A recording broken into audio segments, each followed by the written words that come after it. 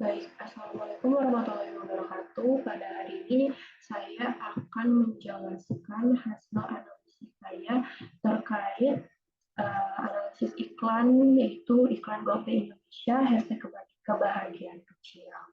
Baik, sebelum saya melaporkan hasil analisis saya di sini akan menayangkan terlebih dahulu iklannya.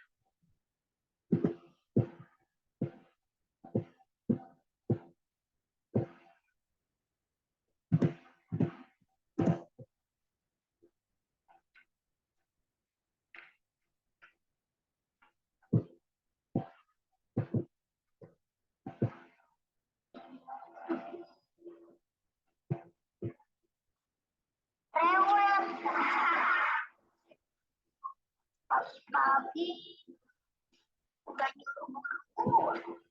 Aku kan masih ngantuk. Tapi karena ibuku cerewet, aku nggak pernah sekolah tiap hari.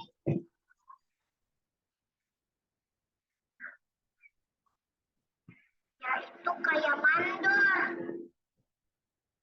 Nyuruh aku mulu. Bantuinnya pula. Ngepel. Tapi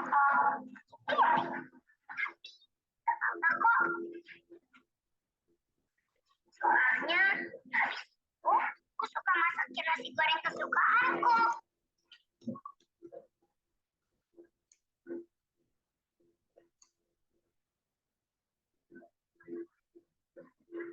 Susah meminta apa-apa sama ibu. Kayak korban ini nih.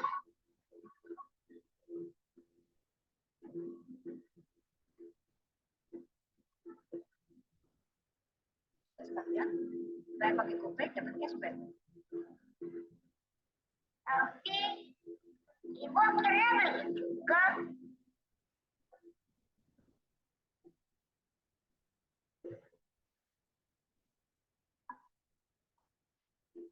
Dari bukan bapak kami ibu.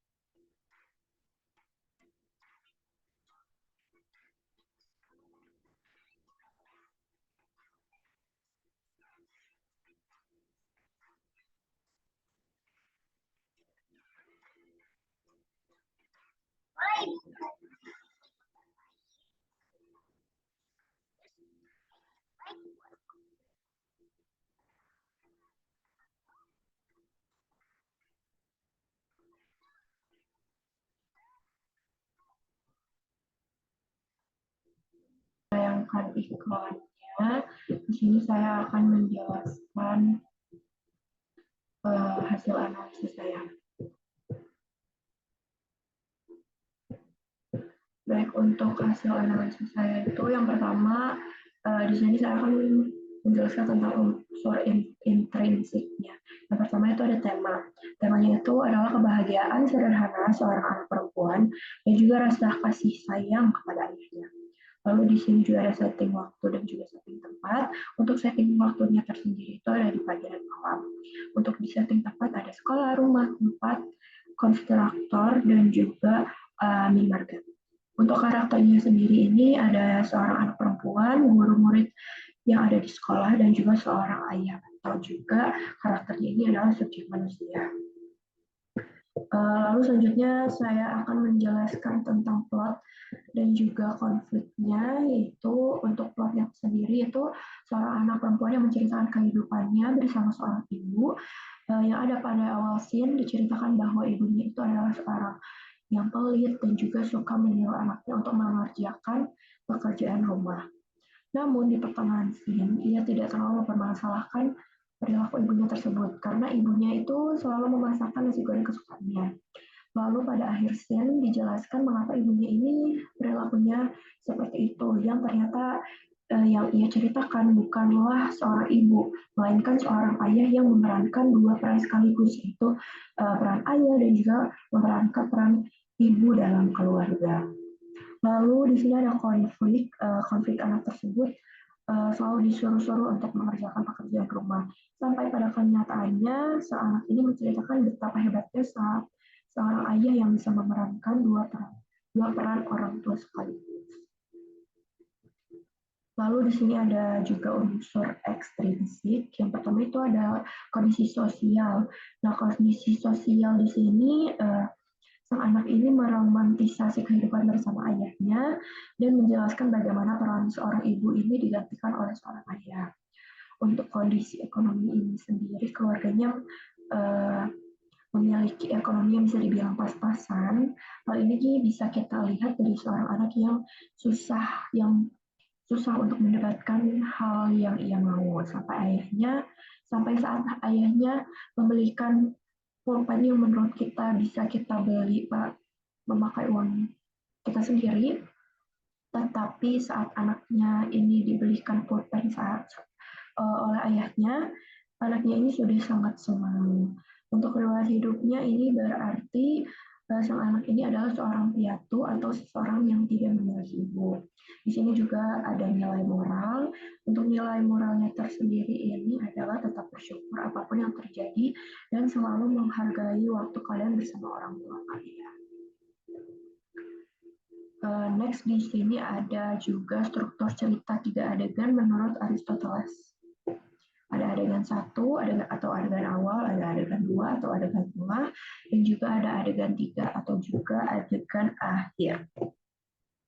Di adegan 1 atau adegan awal ini, seorang anak perempuan mendeskripsikan bagaimana seorang ibunya dengan versi dirinya sendiri di depan teman-teman dan gurunya.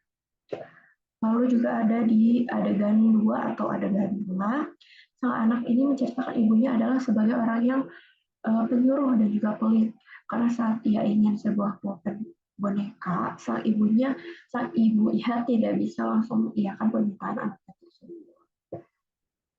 Lalu di adegan 3 atau adegan akhir, meskipun sang anak selalu disuruh-suruh, ia tidak masalah karena ibunya ini selalu memasakkan makanan kesukaan anaknya, dan pada akhirnya kita dilihatkan bahwa visual dari ibu dari versi anak tersebut adalah yang ternyata adalah ayahnya sendiri. Ayahnya ini memerankan ibu sekaligus ayahnya di dalam keluarganya.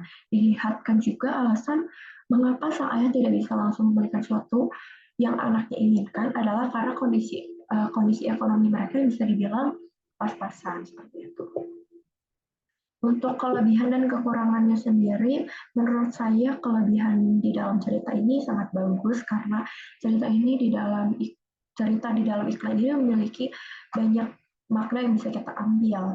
Lalu juga plot twist yang sangat tidak terduga ya menurut saya, yang membuat cerita ini tuh bisa membangun emosi para penonton. Lalu juga untuk acting yang dibuat sang anak juga sangat natural yang membuat iklan ini tuh benar-benar seperti cerita asli gitu. Untuk kekurangannya sendiri sih menurut saya ini minor ya. Terdapat adegan pada saat di minimarket ini terlihat ada brandnya.